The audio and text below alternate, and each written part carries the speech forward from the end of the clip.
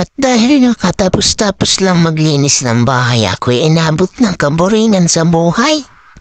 Gusto ko nga ni po munang mapag-isa dito sa Nyugan. Mapipiling maganda muna ako, walang kukontra. Maganda talaga ako dito kasi ako lang mag-isa. Kaya ako dito pumunta para ako lang talaga ang makakita sa sarili ko. At dahil nga gusto ko mapag-isa na mamasyal-masyal muna ako sa paligid. Dito talaga sa probinsya, lang ang makikita mo, mga puno, mga kakahuyan pa. Mas masarap tumira dito, makakalanghat ko ng sariwang hangin. Arila ang hanip po ang aking mga kapitbahay din eh.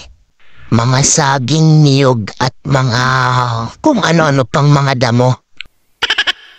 At maigi naman aring mga kapitbahay ko kaysa magugulong tao. Wow! At may nakita nga ni po akong puso at papaya ay pwede ng pang-ulam mamayayaan. At ako nga ni po ay mapunta sa Nyugan at ako'y may kitain lamang po baga. What? At nairilaan man din po ang papaya at tsaka puso ay udi nilang sa sagingan at di nilang sa paligid-ligid. Kaya lang, ay inamang sukal din naman ay baka yan ay may sawa pa dyan, At rin na nga ni po ang tanim ng mister ko na mga nyug. sus, akala o baga naman ay ari inispray. Ay oo nga, inispray nga ay inabutan ng ulan. Di yaan, hindi man lang natuyo ang damo.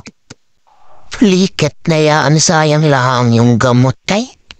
Inamang mahal pa naman tapos dayan lang ay usus Mariosip. May tanim-tanim din naman ay kahit papano para pag kami daw ay tumanda ay kami may akupras-kuprasin.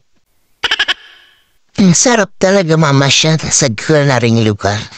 Tahimik malayo sa kabias na wala kay bang kausap kundi sarili mo lang ay siya ay malulukawarit.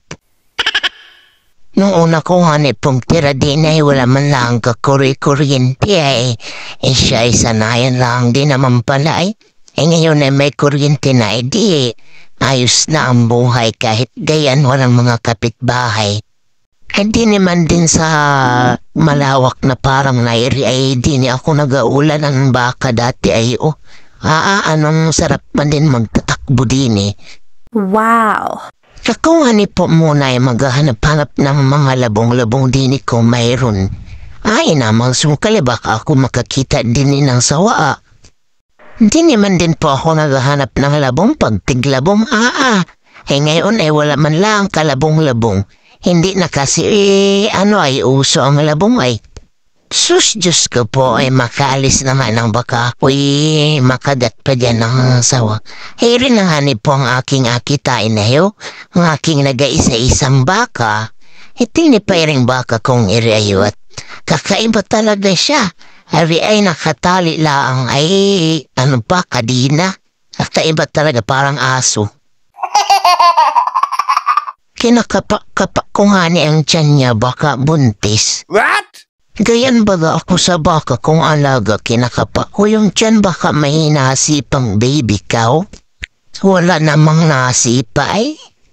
Baka naman ako ang masipa na ay Diyos ko puro di.